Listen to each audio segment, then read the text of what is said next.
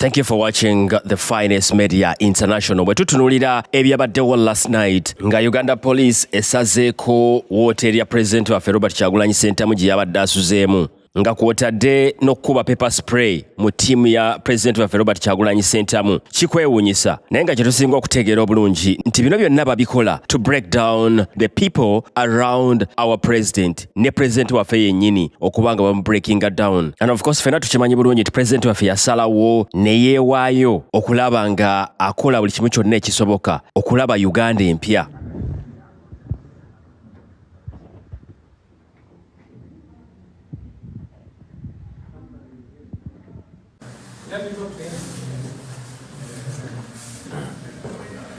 Yes, sir. How are you, sir? I am okay, sir. You have tear gassed our rooms. You have raided and broken all rooms. Not all rooms, we have not broken anything. We opened. No, I've been filming. I've been filming. You have been live. You know.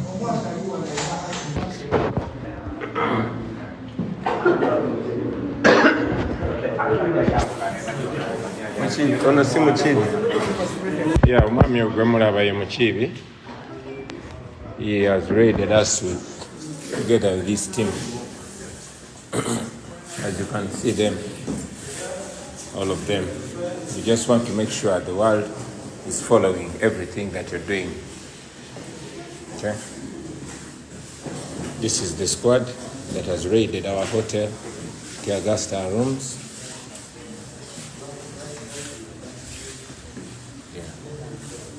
As you can see, they keep hiding their faces, but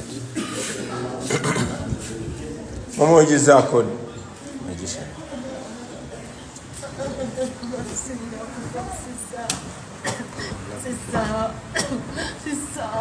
Mujeko. Yes, ladies and gentlemen, there's a situation up there in a hotel. We've been raided by the police, as you can see. But thanks to the exposure, I think now they've left because the cameras have increased. That is the situation right now. We thank all of you that have spread this message all over the world. It is your camera that keeps us safe. Thank you very much. We shall keep you updated. First of all, we are thankful to God that our president is still safe. Naye bwe tujjukirako emabegako wano bannamawulire baabuuza akulira akakiiko k'ebyokulonda Justice Byabakama nga boogera ku bikwatagana ne jammers n'atulaga nti ye takiinaako idea yonna. Naye abakulu be bamu bwaba bazze ne babreakinga into the hotel nga banoonya jammers. Bino byonna tubitegeera nti bukodyo bwa mwami General Yoweri Kaguta Museveni okumalawo bonna abali ku lusegere lwa president waffe Robert Kyagulanyi Ssentamu. As the campaigns go on, first they let them happen to gain the legitimacy, but as the campaigns go on, they start trying to isolate me, to try to take away my support system. First, they arrested Ed Mutwe, Bobby Young, Achireo, Smarty, Gaddafi. They want to take away all my security team. Now today, they are targeting Tower, and we had been informed even before we left Kampala that Tower was one.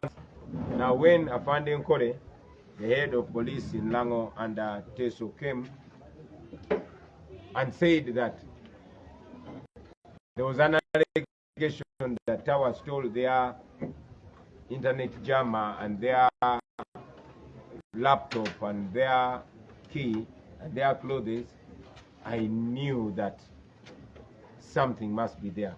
Regardless we move, we are going to reach every corner of Uganda, whether in a car or in a boat or in border or on foot. We are going to reach every part of Uganda and preach this gospel of unity, of reconciliation, but most importantly of owning our country, of knowing that we are Ugandans. This is our country.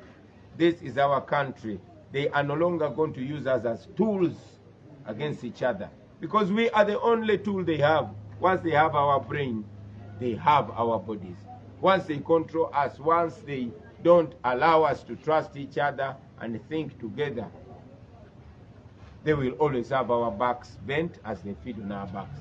So yes, as we leave Lango, we want to appreciate the people of Lango, especially the young people of Lango. Thank you very much. Thank you very much for taking this upon yourself. We are living. All we can share is this seed of eye-opening. Now you go on opening other eyes. Take this idea and run away with it. Own it. It is yours.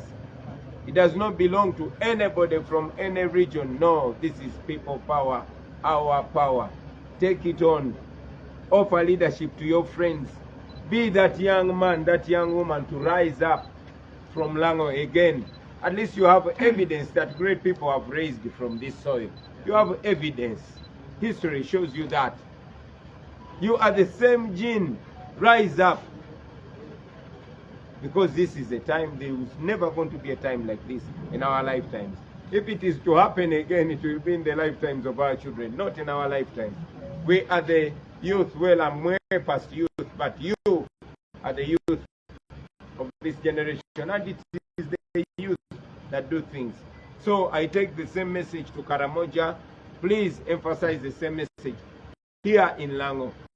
Let everybody understand. Use the things that are happening to realize where you are, where you have to be. I salute the comrade Ageno, comrade Adonyo, where's Mawa, comrade Mawa, Honorable Isha Oto, all the coordinators in Lango, all the candidates, all the friends, even the friends in other parties like UPC. We've had conversations with them and we realize we are all slaves on our own land.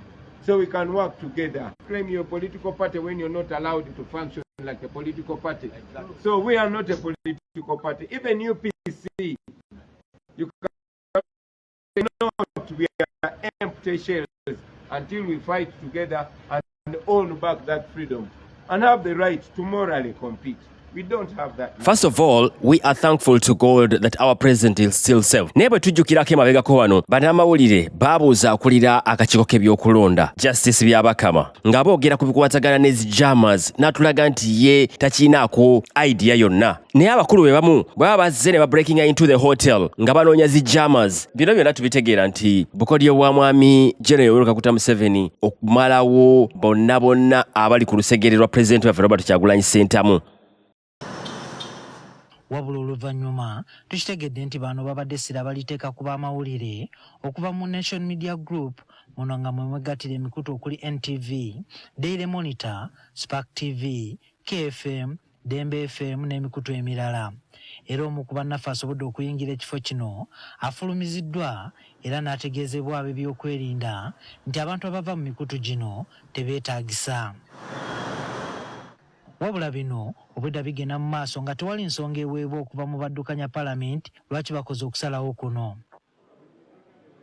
Nga n'akatayite kanaba kusala, akulira oludda oluvuganya mu Parliament Joel Ssenyonyi afulumiza obubaka ku mutimbagano naye nga yeebuuza kigenda mu maaso. Oluvannyuma nga Parliament etudde, omubaka wa Butambala Muhammad Mwanga Kivumbi nga yatudde mu kifo kyakulira oludda oluvuganya ensonga zino azituusiza mu lutuula lwa leero nga yeebuuza lwaki abakulu basazeewo okusibira emikutu gino ekikookolo owatali nsonga nnuŋŋamu. It's a national concern. It's out there. It happened this morning. This is the people's house for which we fundamentally think no matter the circumstances, the media should access this house. Ono agamba nti omulembe guno amawulire tegalina kwogera bisanyusa byokka wabula balina okugumiikiriziganya.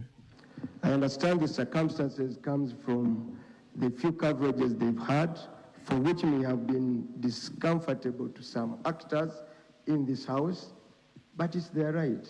So, Right Honorable Speaker, as we go towards the election, tolerance, press freedom is so critical, and hearing alternative views, no matter how uncomfortable we are with them, they have the right to say so. Omubaka municipali y'Ekira Ibrahim Ssemujunganda atuse n'okubuuza obanga ekigendererwa kya kusaanyawo omukutu guno bw'ogeraageranya ku bize bituukawo mu bbanga ttono.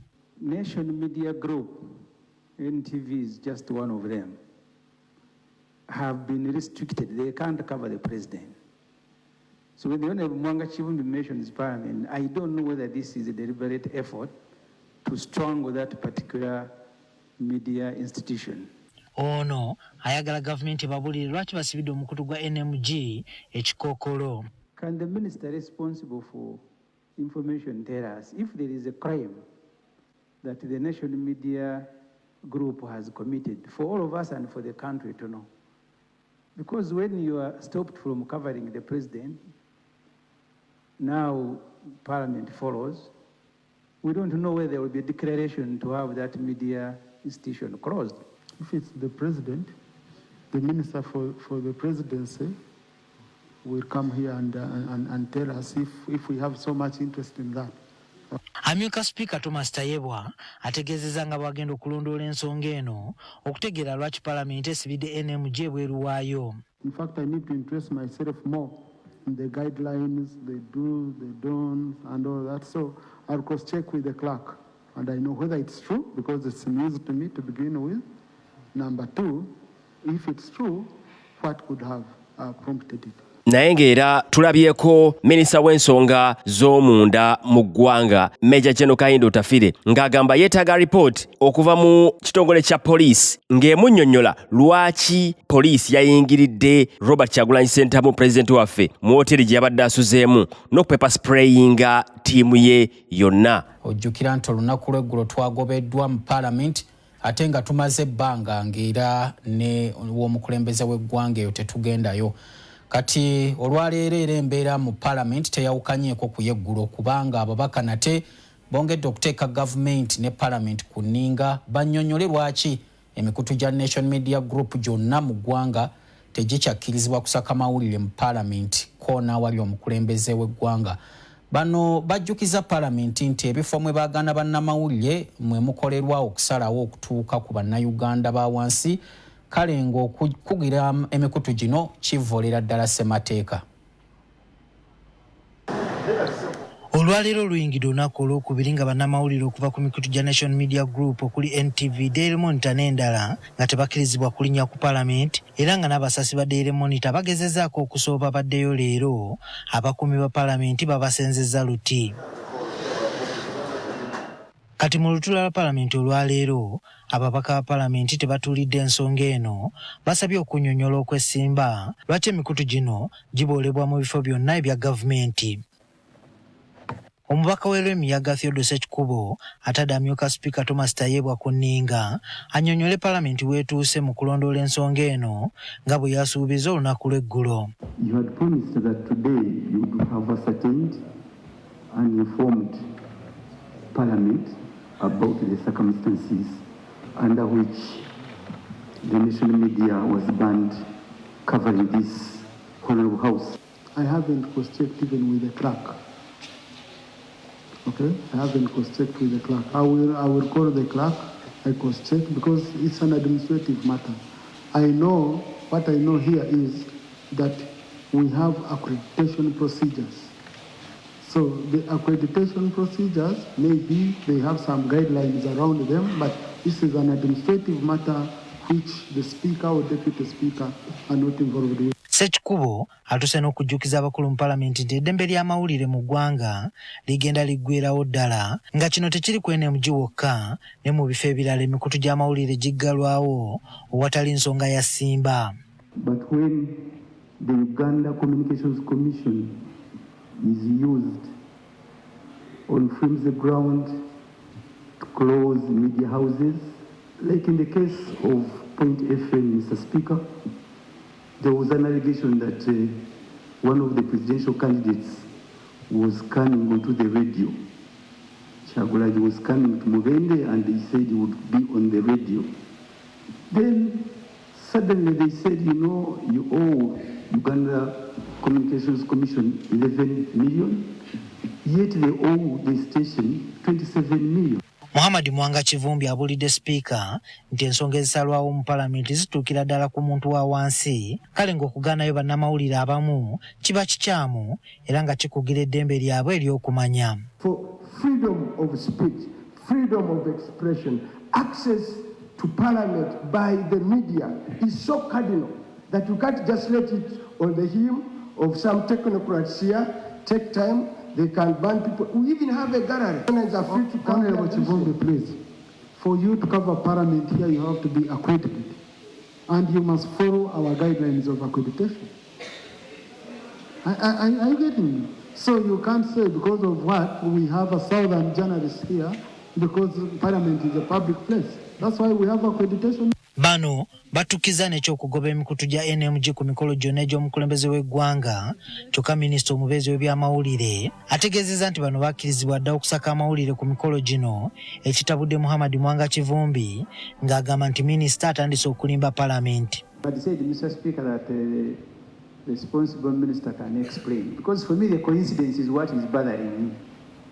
That the president stops the national media group from covering him, conducting public business, and then we get this story that the Parliament has also now joined.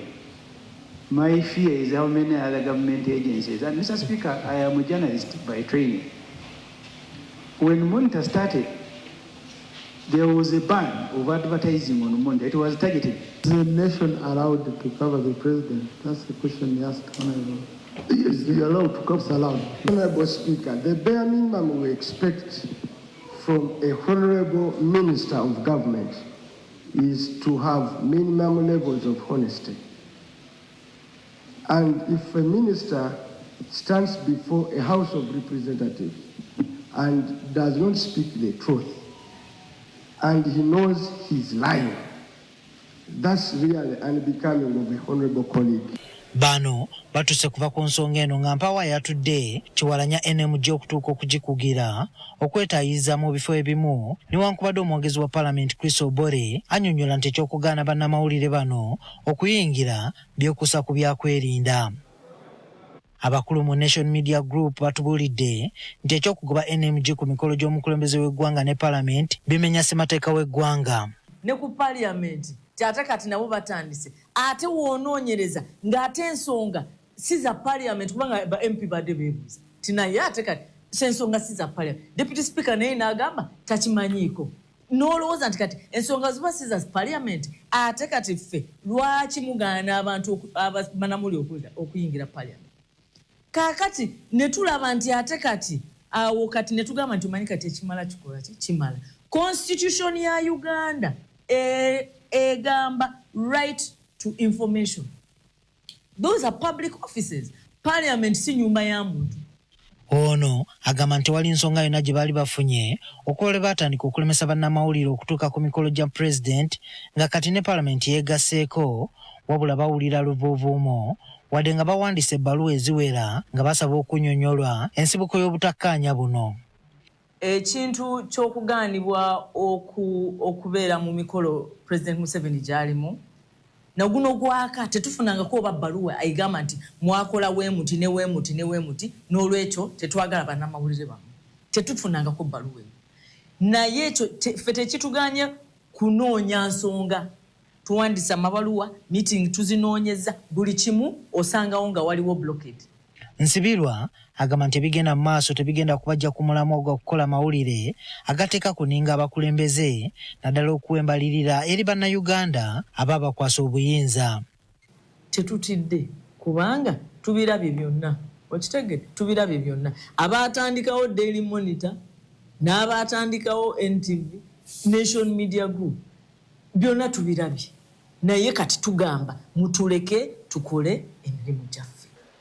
Newankubadde bino byonna bigenda mu maaso, NMG terina nteekateeka yonna ey'okutta ku bigere mu kaweefube w'okukola amawulire agatambulira ku mazima n'obwerufu. Ekifaananyi ekituufu tugenda kukirabira ku NMG National Media Group nga ne NTV mwegwa bannange tulaba ekigenda mu maaso era twalabyeko n'ababaka ab'enjawulo mu Parliament wali ku floor nga babuuza Deputy Speaker Mukulu Tayebwa nga bamubuuza naye kiki kyennyini ekigenda mu maaso NTV ne NMG yabakola ki because tukimanyi bulungi nti media houses tezigenda kubeeraawo nga zoogera ku bintu ebirimu bannayuganda nga zoogera ku ngeri bannayuganda gye batokyalingibwamu gye babasibira obwereere ng'ate gavumenti yennyini yabawa business okulaba nga bayimirizawo business zaabwe kyabwe nga bwe tugenda mu maaso n'okusabira pulezidenti waffe asigale ng'ali safe because nti ke kati k'ekibiriiti ke tulina mu ggwanga akakyasigadde ku right side of Ugandans. But at the end of the day, let each and everything open up our eyes to get ready for 2026 as we talk about the protest vote. We can achieve it. It is achievable, but definitely it has to be all of us to involve ourselves and do the right things at the right time.